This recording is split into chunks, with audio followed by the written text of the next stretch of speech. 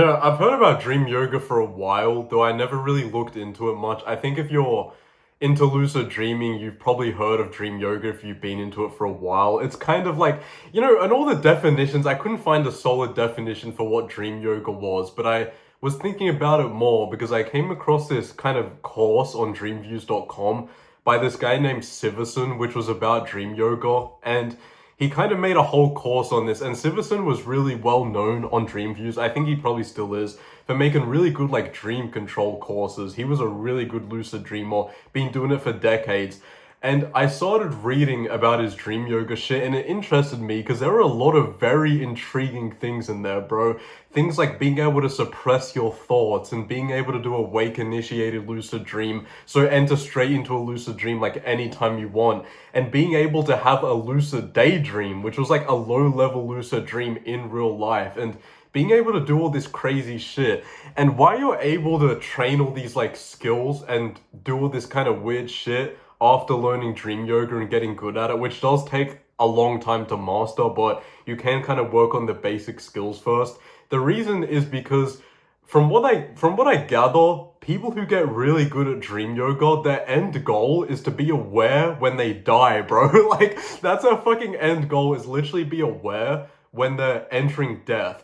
And so if you can train to be aware and like enter straight into a lucid dream, and you get really good at these exercises to do with awareness, then you can fucking be aware when you're dying and like enter into the reincarnation hub or whatever, and like choose where you can reincarnate. I don't know about this shit too in depth. It's kind of a deep thing, but I saw Siverson was literally talking about how there was some Tibetan book or something which talked about how you can choose where you reincarnate or some shit. But like besides all that, these exercises are just really good for like building awareness from what I've seen and helping with lucid dreaming. So as always, I will shoot all my knowledge all over you, my load of knowledge. And so, like last night, or just the whole of yesterday, really, I spent hours reading all this shit and writing it down. So a lot of it is really complex, so I may have to like look at this shit I've written up. Motherfucker got me like making notes on all this shit because it was complex. And the skills, I will say, some of the skills may seem kind of retarded or weird or oddly specific, but a lot of them build up to kind of larger skills as well that are more interesting. And secondly, a lot of them, or mostly all of them, help with lucid dreaming. So if you're into lucid dreams or dreaming, or like, even if you're not into lucid dreaming, this will still be kind of useful to know, I guess. I will explain after each skill how they help with like lucid dreaming in case it's confusing. But the first exercise is sensory awareness meditation. So this is the first thing to build awareness. A lot of these as well, so a lot of them are like in levels, and it starts off as level 1, which are really basic, anyone can do them. You should have like an easy time doing that shit. And then as the levels go, they obviously get like more complex, bro. And so the more complex levels may actually take like fucking years to master and get down, but the good thing is you don't really need to master the higher levels to see results. You can kind of just get good at the first few levels. And so this first sensory awareness meditation is basically about being able to realize all the perception you can perceive but are ignoring. Because I guess if you think normally, you're able to perceive a lot of things that your brain is ignoring. For example, there may be like a lot of sounds and shit you're actually hearing or able to hear, but you're ignoring because your brain is kind of like filtering a lot of shit, obviously, so you don't get overwhelmed. But this meditation, sensory awareness, is about being able to perceive these things you wouldn't be aware of and also be aware of the filter, right? And so you're just becoming like hyper aware of all this shit, and it's getting you in like a new mental state. So the first thing, also, this is like perfect for beginners because it's kind of a meditation in that when you first get into meditating, a lot of it is about just focusing on your breath and kind of erasing all the thoughts in your brain. And obviously for a lot of people that's very complex to do, but this is different because instead of just trying to get rid of all thoughts, you're just focusing on sounds firstly. So level 1 is to sit comfortably anywhere and just listen to the most obvious sounds you can hear. So I guess if you're doing it right now, maybe you're listening to my voice, or just on any usual day, you may hear cars going past or birds or anything. And then level 2 is to add a few sounds that weren't obvious. So sounds you weren't first aware of. So maybe like the wind, maybe I don't know, some clock in the background, or maybe your computer or some shit. And there definitely will be a couple of these sounds you notice, and you'll also realize once you start listening to these sounds, once again, this has a point, okay? There's a fucking point to this, and it helps with lucid dreaming. When you start listening to these like less obvious sounds, you'll notice you start forgetting the earlier, more obvious sounds. And so your goal is to try and keep all of these sounds, obvious and less obvious, in your awareness, right? And then level 3, and also he said it would be good, the exact number doesn't matter, but it'll be good to be aware of at least 8 sounds, bro. At least 8 fucking sounds, which may sound like weird because how can you listen to 8 things at once? And there may not seem like there's 8 things, but you may notice once you really zone in on this awareness thing, there are actually 8 sounds or more. And I've seen people talk about how everything just kind of seems more vivid once they started doing this exercise because it like obviously increases your awareness of everything. So level 3 is keeping the same awareness as level 2 while doing daily activities. So for example, that would be like walking, going for a walk or some shit, or doing some work or taking some notes, while also being aware of the obvious and less obvious sounds. So that's obviously very, very difficult to do, but this helps with lucid dreaming. Once you can get to a point where you can walk and focus on walking without fucking tripping, bro, while being aware of like 8 other sounds, this helps with lucid dreaming because firstly, what are the things you need to maintain awareness on in a lucid dream? You need to be aware of the fact that you're dreaming, firstly. You also need to be aware of the fact that you have a dream body, and like you need to be aware of your dream body, and you also need to be aware of the dream scene and like what's actually in front of you. And obviously, when you have a lucid dream, you're not thinking like, I need to be aware of my body, I need to be aware of the dream scene. You're not really thinking about that. So all these skills aren't needed, but they will help because like I say a lot, the more you pay attention to something in a lucid dream or just a dream in general, and this is why you kind of stay in dreams and they're very stable before you become lucid, is that you need to like maintain awareness on things and stay immersed in the dream. And the more attention you pay something, like I was saying, the more vivid that thing will become, right? So obviously, if you're more aware of the dream scene in a lucid dream and you're more aware of your dream body, which you're not normally thinking of, the dream's going to be much more stable, right? And I will say the people like the dream yoga, the OG dream yoga practices, which I think were like in ancient Tibet or some shit, a lot of their practices were just about lucid dreaming. So a lot of the lucid dreaming shit now is like lucid dream the goon and like have sex and like fuck whoever you want and like whatever. But back in the day, they were actually doing much deeper shit with lucid dreaming, and that's what the whole dream yoga thing was about. They were literally just using their lucid dreams to like be aware, train themselves to be aware while they were dying, as I said. So basically, if you're able to get good at focusing on, my whole point is if you can get good at focusing on like 5 things, like 5 sounds while you're awake, then you'll be really good at focusing on like 3 things while you're in a lucid dream. And so it's obviously because like focusing on things in a dream is much more difficult than focusing on things while you're awake. So this will just make your dreams much more vivid, long story short. And the next thing is to do it with your touch, and instead of the sounds and the noises. But by touch, I don't mean necessarily everything that you can feel with your fingers. I mean sit down and think about what can you feel in your, like, is your mouth dry? Are you hungry? Are you cold? That's what I also mean by tactile sensations. And so think about the less obvious things as well when you're doing this. Like, how do your socks feel? How do your fucking pants feel or something? Do you feel really like nervous and happy because you're watching me talk and I'm so pretty and charming and funny and humble? You know, those kind of things you need to think about. And your goal here, level 1, is to list at least 12 things. Of course, the exact number isn't as important. Same with the sound thing. Exact number doesn't matter. But list at least 12 things that you're feeling right now. The obvious ones and the kind of less obvious ones. And level 2 of this is level 1 is just to list them. Level 2 is to maintain awareness of as many of these senses at once. And level 3 is to do this with your eyes open, so with distractions. So the first two levels, do it with your eyes closed, kind of meditating. Level 3, try and maintain awareness of like 12 fucking things you're feeling with your eyes open. And this will be difficult. I'm not saying this is going to be easy. Siverson has been practicing this shit for like decades, okay? This will be fucking hard. And like dream yoga people, like the for real monks, practice this shit like their whole life, okay? So it's not like there's no cheat code thing. But like I said, even if you spend a week getting good at the basic levels, that will give you an improvement in your real life and in your dreams. And I feel like, bro, even if you don't lucid dream, this will probably still affect your dreams and make them more vivid and more stable, I feel like. Because obviously, your dreams are kind of a product of everything happening in your real life. So I feel like this will kind of improve that. And so level 4 of this is to lay down and do it before bed.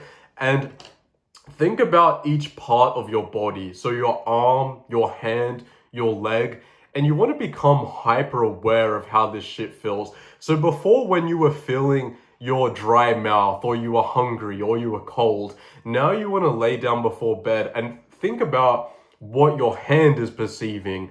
And even if there's nothing on your hand or against your hand, I mean, there will be because you're bed, you need to realize that your whole body and parts of your body are kind of receiving impulses without you realizing, because you've never been aware of them in your life. But once you start doing this level 4 thing, you need to become aware of the impulses that each part of your body is receiving, right? And the next part is level 5, and this is to do it with more minor body parts. So each finger, each toe, your ear or some shit, just like really minor body parts. And you want to zone in completely on what impulses those minor body parts are perceiving. And once again, this may seem kind of retarded, like how does that make sense? How will this help me? But this helps a few things with lucid dreaming. Firstly, having a stable dream body once again, because if you think, like I said, always remember this, in a dream, the more attention you pay something, the more vivid that thing becomes. So if you're able to zone in on the impulses your fucking finger is perceiving, or your hands or your arms, bro, imagine how vivid your dream body will be. And once you have a more stable dream body, you're obviously more immersed in the dream, and it'll be much easier to just stay in the dream, because that's all staying in a dream is becoming immersed in it, right? The second way this will really help with lucid dreaming is gravity. Now, someone on the thread for the dream yoga thing actually came to this conclusion themselves without Siverson even telling them. And this is a lucid dreaming technique that I've talked about before, which is a gravity reality check. Because for a lot of people, I feel most people, they don't realize this, but gravity is actually different in your dreams. So for a lot of people, their gravity they realize their gravity is different in their dreams. Sorry, fucking stuttering. I'm gonna hang myself. But they realize this, and obviously this is something you never think about. And so if you're able to be hyper aware of every little part of your body, and preferably like your feet, your legs, and whatever, you'll start being aware of your personal gravity. And once you're aware of this gravity, even if it wasn't something you were trying to focus on initially, you'll notice in a dream, you may be walking around and be like, wait, my gravity feels off, kind of thing. And then that may make you realize you're dreaming. It's kind of like a reality check. And this gravity thing is actually something used by lucid dreamers. So a lot of lucids, that's the reality check they use. They're lucid in every fucking dream because they always notice their gravity is off, bro. So that's just very interesting. The next version is to get a strong flavored candy. This is another version. Once again, this has another point. Get a strong flavored candy and play with it in your mouth, and you can bite on it, just play with it on your tongue. And you really want to focus on the taste of it. This is kind of a meditation thing, and that you need to focus on the taste of this candy, bro, without getting distracted by other thoughts. And if you get distracted, then refocus on this candy and don't lose focus on it. Level 2 of this is to do the same. Okay, this is a very very specific fucking thing right here now, bro. But this, I guess, like, you need to do this. It's very specific. But level 2 is to do the same while rubbing your thumbnail, Siverson said, over your middle finger. So I assume like that. And he said your brain will try and erase the sensation of your thumb on your middle finger while you're also paying attention to the candy in your mouth. Okay, this sounds really retarded, maybe, like, hear me out, okay? This has a very specific reason on why we're doing this, okay? So you want to keep doing that and see if you can maintain awareness of the candy in your mouth and also rubbing your thumbnail on your finger, okay? And then the next level up from that is doing it while you're walking. Do it while you're walking, but do not play with the candy and do not bite down on it, bro. You need to let that shit like just stay in your mouth and do it until the candy dissolves, right? You just don't play with it, and you need to maintain awareness of both sensations. How does this help? He actually is funny because the reason he listed for doing this was dream sex, bro. He fucking listed dream sex as the reason. Because think about the candy, and if you bite down on the candy, that represents you losing lucidity. And this whole exercise represents you maintaining awareness while you're in motion, okay? So similar to dream sex. A lot of people will wake up from dream sex because they're in motion, they're fucking someone, but while they're fucking someone, they can't maintain awareness of the fact that they're lucid, or they can't maintain awareness of the dream scene. So that's why I think a lot of people have issues with waking up from a lucid dream during sex, and maybe even doing more complex things like flying a lot or fighting someone, is they're in motion and they can't maintain awareness of the fact they're lucid dreaming at the same time. So if you're able to maintain awareness of the candy without biting down on it while doing the weird specific fucking thing and maintain awareness of both sensations, that should train you to be aware while you're in motion. And so that should be really helpful. Kind of a very specific thing, but that's the end of the like meditation part of it, right? Let me get water. I'm fucking yapping a lot. But the next lesson I found more interesting, and it's something called diffuse vision. And it's funny because Siverson actually said that he was reading about diffuse vision and searched up to see how other people taught it, but he couldn't see how other people taught it because like no one fucking knew about it. So it seems like this unknown thing.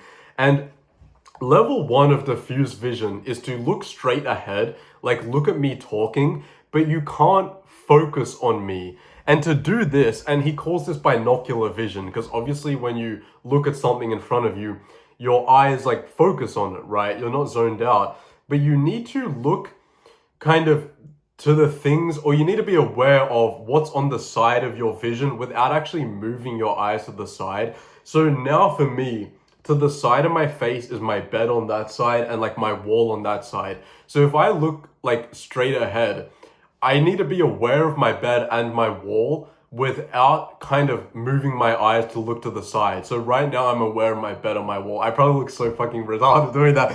But that's the thing, is paying attention to the sides of your eyes will help you not use binocular vision and like hyper focus on what's in front of you. Now, this may sound retarded once again, but this has a point, okay? This has a very clear point to do with dreams and like awareness. So the level 2 of doing this, I hope that makes sense as well. Level 2 of doing this is to hold something in front of you and do the same thing. So that's obviously much more difficult, because if I'm holding this pen in front of me, my first instinct of my brain is to hyper focus on the pen. But you can't do that. You need to look at the pen while kind of like looking like a stoner or a fucking like, give the pen the fluoride stare, okay? And just look like emotionless and emotionless as shit, and just like don't hyper focus on that. And to do this, to help this, is to pay attention to what is like the side of happening to the side of your eyes, right? And once you do that, you should be able to like kind of zone out. And the kind of like thing with this, what is level 4? Level 4 is a step up from this, which is much more difficult actually, which is to watch a TV show, a colorful TV show, maybe with your eyes a little to the side of the screen, and then do this thing. So you want to watch the show, you want to kind of enjoy it, but don't react to it. Don't hyper focus on it. Once again, I'm about to explain why you're doing this. And you can maybe do it with my video. Like, I know this will kind of be difficult to do when I'm talking to you because I'm so charming and funny and humble and I look so good that you're probably like, how can I not focus on you, Tiger 123? I know you're thinking that, right? I know you're thinking that. So, it would be good maybe to practice it on me talking and like focus, kind of look at me, but see me, but don't look at me. That's the whole thing with this. You're seeing something, but you're not looking at it and you're not focusing on it. And he said you get bonus points if you're able to be aware of the part of your brain that's trying to make you focus on something, because you need to not comply with the demand of your eyes to use binocular vision on something, okay? You need to just be looking but not seeing and just zoning out, basically. And how does this help? What the fuck is the point of this retarded exercise? Okay, I'll tell the point. The point is, when you're doing a true wild, awake initiated lucid dream, so that's when you're trying to enter straight into a lucid dream. And I actually don't recommend this, but the good way to do a wild, or another good way is, you know, a lot of people talk about doing it and then they're aware of hypnagogic imagery, or they're aware while they're entering sleep paralysis. So a lot of people try and lucid dream by staying aware while the dream is forming, and they'll see a bunch of images. That's like their brain entering the dream. But a lot of the times, the reason why people fuck this up is because they hyper focus on the hypnagogic imagery as they're falling asleep, and they quickly snap out of that, and then they're fully awake and they can't enter the dream. Similar to like if you're fucking dying, right? And you're trying to maintain awareness while you're entering into the afterlife. This is like a hypothetical. Let's just pretend, I don't know if it's real, but let's just pretend that dream yoga people can actually stay aware when they're dying, right? You don't want to snap out of it and like fucking die and be reincarnated into a peasant in like 1413 and you're fucking a serf or some shit and you're getting fucking molested by the local lord. You don't want to do that, okay? You want to enter into the afterlife and be able to choose your reincarnation, okay? So it's like an analogy for a lucid dream, okay? So how does this help you? It helps you by making you focus on something without hyper focusing on it. It makes you look at something without using binocular vision on it and reacting to it. So that means if you get into this mental state, you will be able to have awake initiated lucid dream, see the hypnagogic imagery, see the dream forming, be able to look at it but not react to it and not hyper focus on it. You see what I mean, bro? I hope you see what I mean. So then you'll be able to enter into a dream without waking yourself up. Or you'll be able to enter into death without fucking it up and like getting reincarnated into a shitty reincarnation. I don't know anything about that, but that's the thing it's doing. I think it will also go towards keeping your dream stable as well, because it is of course possible to get like shocked awake or some shit like that, because you're hyper focusing on something, or you're hyper focusing on something and you don't want to do that because that makes like something scary appear or some shit. The next ones are kind of just meditations. One of them is called wandering mind recall, where you focus on a phrase and you just want to focus on that. And if you have any distracting thoughts, you want to kind of ignore them and refocus on the phrase. So your phrase can be anything. Tiger 123 is hot. I love Tiger 123. Tiger 123 is charming or some shit. And then after you do this meditation for maybe just a few minutes at a time, you want to write down all the distracting thoughts you have. So I won't go much into the details on this because a lot of them were just meditation exercises to help you with the other exercises. But there is another one that is useful to later activities, which is called the Be Here Now meditation.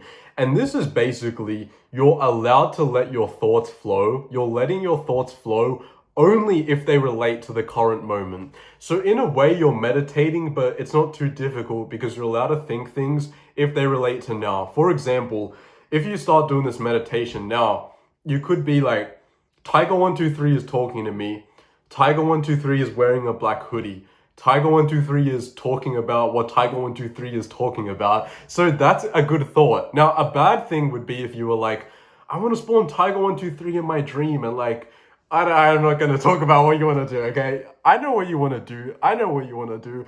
But a bad thing would be talking about like, look at that video on the side of the screen. I may watch that, or I wonder what that video was about, or I wanna like fucking, I don't want to join Tiger123's Discord. Okay, this is like a retarded ass example, and you probably shouldn't be doing any meditation while you're on YouTube anyways. My point is, say you're meditating in your room and you're thinking, my bottle's black, my microphone's black, my monitors has a black background because I'm fucking like weird and I don't have anything on my wallpaper. I really don't. I'm going off topic, but you don't want to think like, I want to go to the movies tonight, or I need to change my wallpaper to like a picture of a bird or some shit. You get my point. You want to let your thoughts flow, but only if they relate to the current moment. And after you do this meditation, you want to write down any like distracting thoughts that snuck in. You don't want to think about them while you're doing the meditation and like list them out, because that kind of goes against the whole point of it, right? And yeah, I won't go into too much detail on like the other awareness meditation things, because I actually don't think they're too relevant. The next kind of intermediate skill, which is the first intermediate skill, is much more interesting. And this is visualization training. So he says visualization, but it's more like the imposition I've talked about, which is being able to see things with your real eyes and like hallucinate anything you want. So this skill is about developing the part of your brain to do with like creating dreams. Okay, so it's very interesting. And if you worked on the earlier skills and meditations, this will be much easier. So similar to the imposition method, you're going to learn to create things with your real eyes.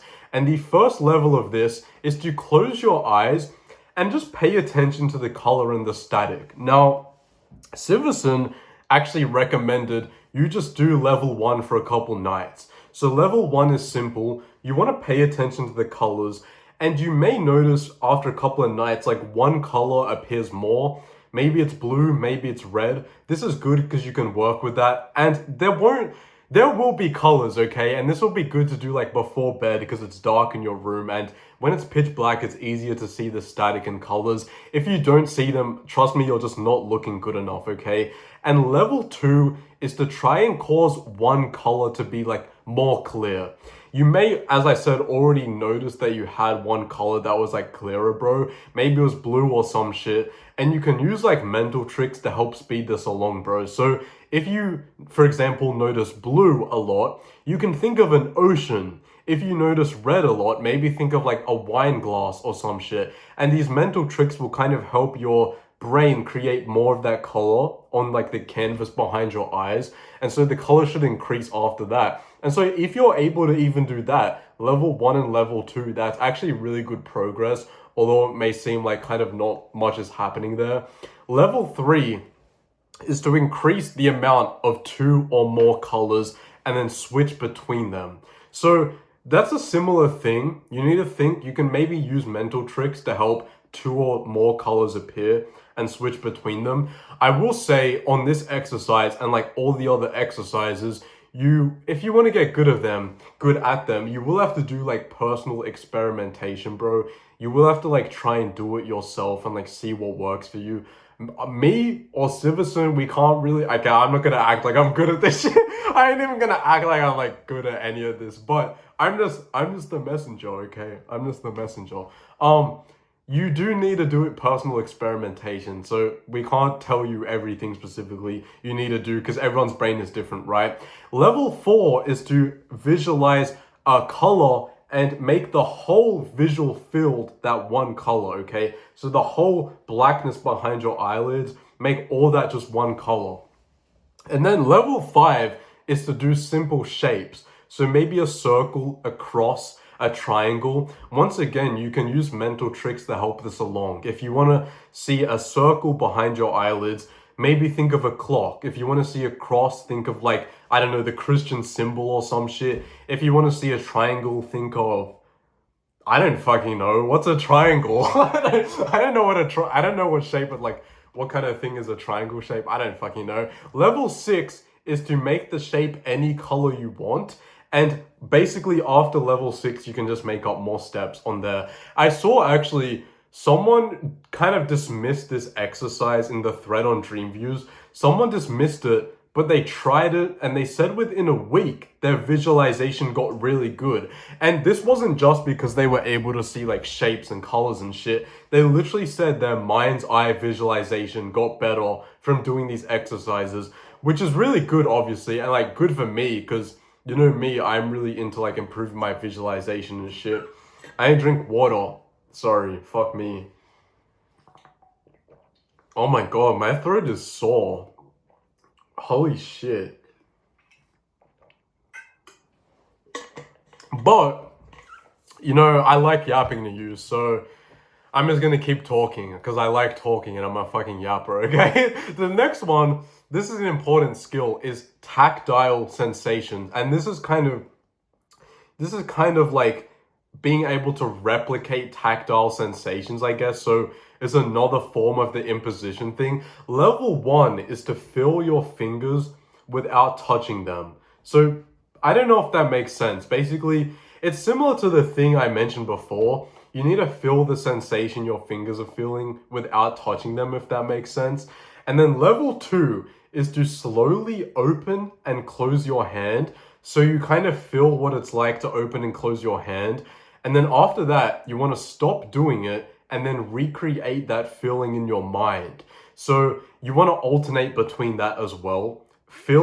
Recreating the feeling of closing your hand in your mind and then actually doing it, and keep doing that and try and get like really good at replicating that feeling. And then level 3 is to move each finger and then do the same thing. Replicate the movement in your mind of each finger. And then keep doing this once you get really good at it. But once again, you can kind of move on to the later steps without mastering it, but it's still good to like keep doing. I'm sorry, I'm kind of like I'm shooting a lot of information all over you at once, I know, but like if you want to like pause this shit or like go back and listen to it, you can do that because like that'll give me a better average view duration. So yeah, go back and like keep replaying everything. But no, I understand I'm like dropping a bunch of shit.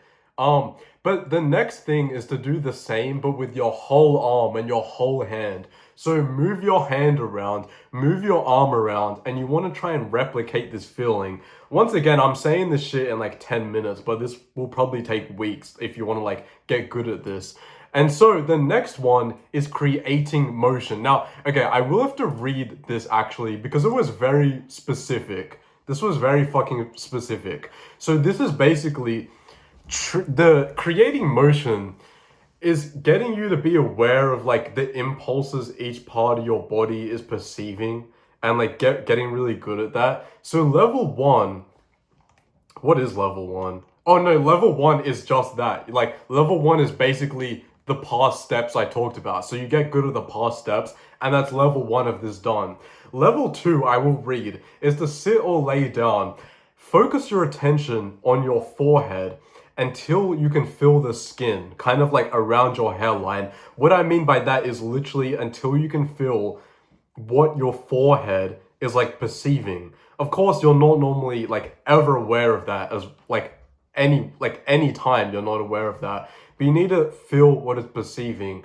Nextly, you need to shift that to your left ear, then to where your spine touches your skull, then to where your neck and your right shoulder touch, then to the top portion of your breastbone, okay? And you need to stay on this level at least until each of those points you're really good at feeling the sensations of them. So you need to you're like really zoning in and becoming that part of your body and trying to feel those impulses. And this relates to other shit I'm gonna talk about, okay?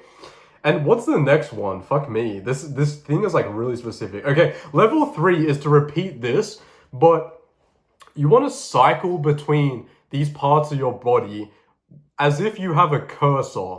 So don't literally like imagine a mouse cursor. What I mean by that is like you want to drag your attention between them very smoothly, if that makes sense. So like smoothly be able to drag your attention towards them and then focus on one point and then be able to perceive all the impulses that point on your body is perceiving, right? I don't know if that makes sense.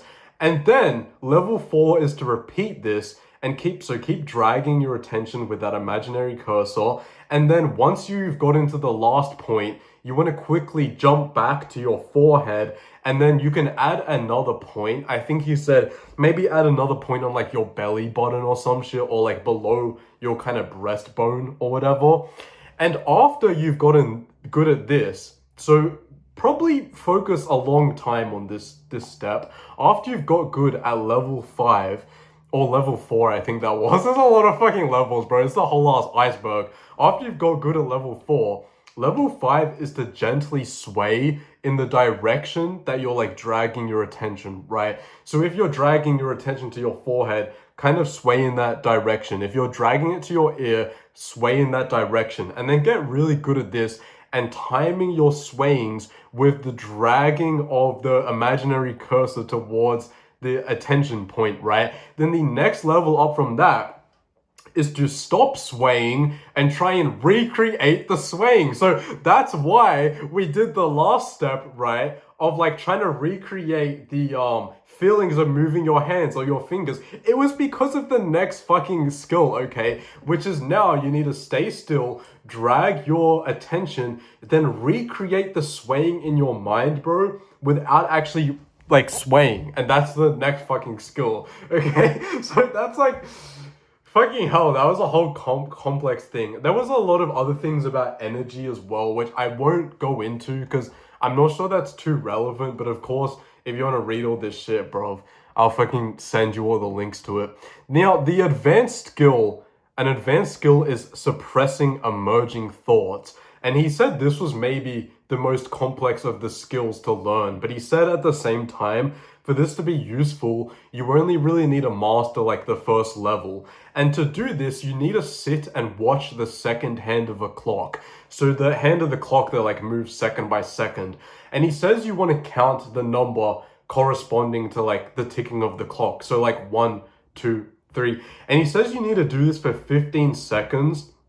Say the number in your head, and you need to try and not be distracted by any thoughts coming in. And he was saying this is extremely hard to do for even 15 seconds. So if you're looking at the second clock and counting the numbers for 15 seconds, like 100% guaranteed, at least when you first do this, you're going to get distracting thoughts. And he said even if you're yelling the number in your head, you're still going to get some inner monologue, okay?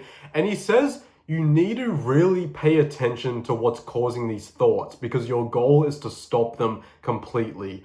And the good thing, a good way to do this is to do the be here now meditation as well. This is kind of separate from the clock thing. And think about, okay, let me give an example. So this whole thing is about suppressing emerging thoughts.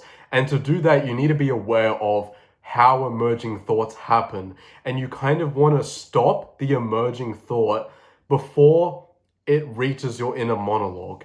So say I'm thinking about my shoes and I'm doing the be here now meditation. So I'm only allowing thoughts that relate to the current moment into my head. So I'm thinking about my shoes and I want to think my shoes are dirty, the shoelaces are tied, but you don't want to think I need to buy new shoes. Why would you think of buying new shoes? Maybe it's because they look a bit kind of like ragged, I guess.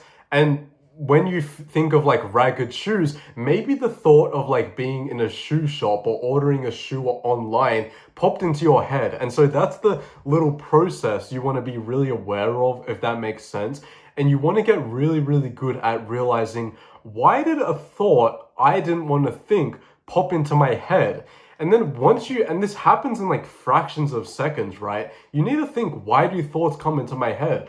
And then get really good at realizing this and be able to stop them in their tracks before they stop being like a visualization and enter into your inner monologue. Because without you realizing, a lot of emerging thoughts may be a visualization you're just experiencing in a fraction of a second. And he said a way to do this and stay focused is by making a sound in your head that has no meaning to you. So like making a sound in your head, like the sound of your tongue clicking or saying ah or e or some fucking retarded ass sound that doesn't have a meaning. Anytime you realize within a fraction of a second that a thought you don't want is like emerging in your brain, if that makes sense. I didn't really know if that makes sense. But how this obviously helps is that obviously helps with awake initiated lucid dream as well, and also with dream control. Think about dream control in a lucid dream. A lot of the time why dream control doesn't work is because you have doubts in your brain and you have these little thoughts, even if you may not consciously be aware of them, these little thoughts pop up like, I can't do that, I'm in a dream. Or maybe some thoughts pop up that affect your dreams. And once you get really, really good at realizing these emerging thoughts, that will go towards having like full fucking dream control basically. And the next skill after this was immunity to shock. So I think I just fucking spat at you. But the next skill, immunity to shock. Now he said this was actually an advanced one, but quite honestly, this didn't seem that advanced to me.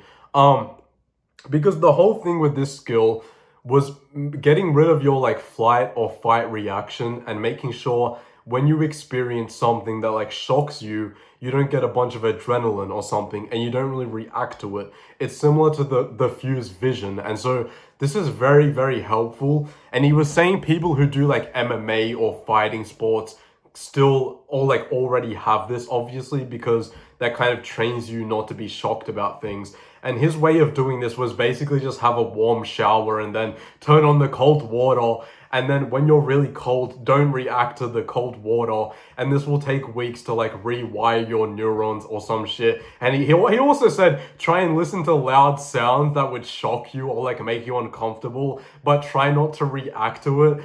I say that this isn't that hard because for a lot of periods throughout my life, I've had cold showers a lot. And like after a while, you do stop reacting to it. Maybe that's just me, but like obviously you get used to it. But I don't find that advanced, but obviously that would be helpful. Now, a really interesting thing, like linking this all in together, was his talk about lucid daydreaming, which I mentioned at the start. Now, Siverson had this thing called lucid daydreaming where combining a lot of these techniques, you can have a low level, or what seems like a low level lucid dream, bro, while you're awake. Like, you don't have to sleep at all. And to do this, think about this. If you got good at the visualization thing, good at the suppressing thoughts, and good at the be here now meditation, you can get really good at being immersed in a visualization of your choosing. And you can use the thought suppression and also the immunity to shock, all these skills, to make sure you're not perceiving the outside world, to make sure any thoughts of the outside world are not coming in.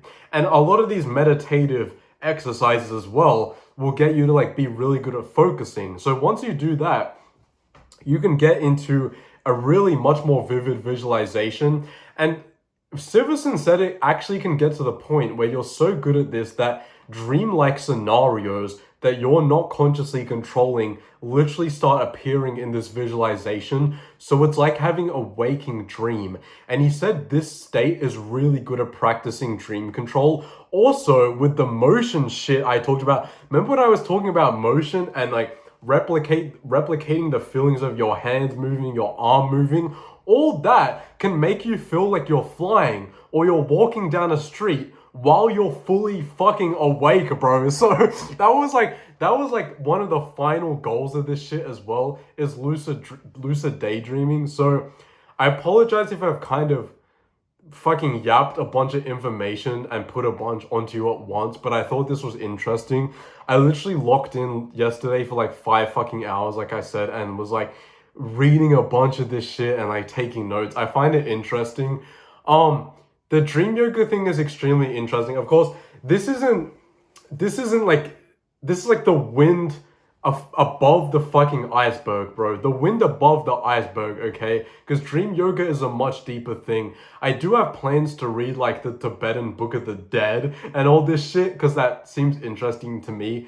But dream yoga is really just any skills that advance your, or like anything that advances your skills in dreaming or lucid dreaming. And I probably should stop talking because I need a piss like really bad, bro. I've been holding my piss for like so long now. So I love you. Goodbye. Dislike the video, leave me a mean comment.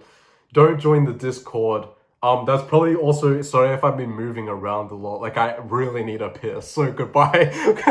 Farewell. I love you. Goodbye.